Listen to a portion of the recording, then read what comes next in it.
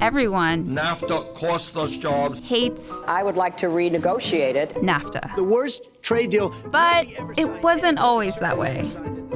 The North American Free Trade Agreement was supposed to expand our exports, create new jobs. And most people were really excited about it.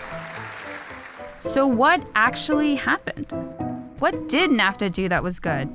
And what did it do that was bad? To understand that, you have to understand America's relationship with avocados and shoes.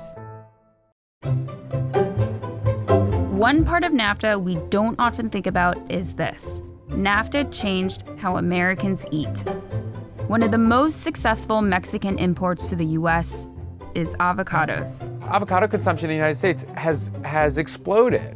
Going from 1 pound per person to 7 over the course of 20 years. That's Quartz avocado expert David Yanofsky. US production has been flat, but Mexican production has been through the roof. Before NAFTA, Americans didn't eat a lot of avocados.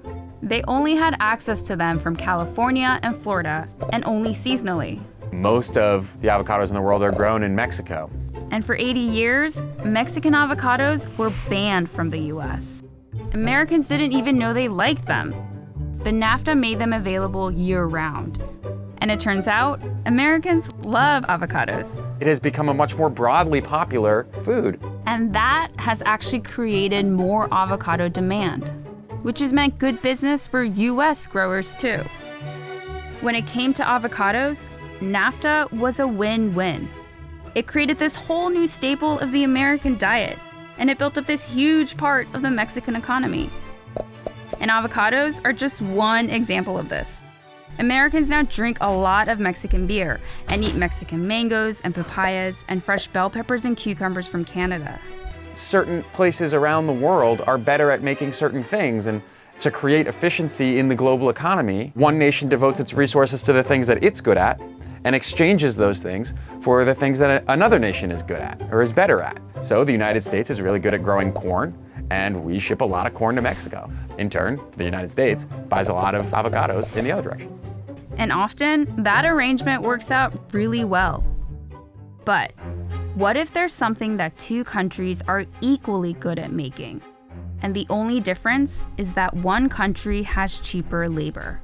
Historically, trade deals had been between high-income countries. Dan Koff is our economics reporter. The amount of low-skill and high-skill labor in those countries are relatively similar, and so it's not going to have necessarily a dramatic effect on the composition of labor.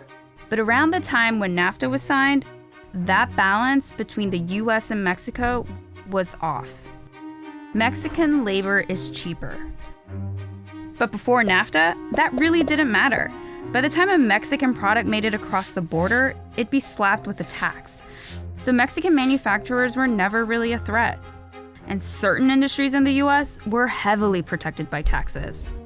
Like, for example, shoe manufacturers at that time had something like 15 to 17% tariffs on their product. So, that made it, 17% more expensive to get the product from Mexico. As a result of NAFTA, those tariffs went down all the way to 0 over 10 years. And that meant that it was much less appealing to do manufacturing of that good in the United States. And those jobs basically disappeared. And that's the story we're familiar with by now. Cheaper Mexican labor means the jobs go to Mexico. But changes like that affected more than just the manufacturing jobs. It was not only the people who worked in the factories that lost their jobs, but even the people surrounding them. So if you worked in a coffee shop, or if you worked in a department store in a town that relied on that shoe manufacturer, you would also lose your job. That's how an entire shoe manufacturing town can be devastated by NAFTA. But 100 miles away from that town, you might have no idea. And that is emblematic of how Americans experience NAFTA's pros and cons.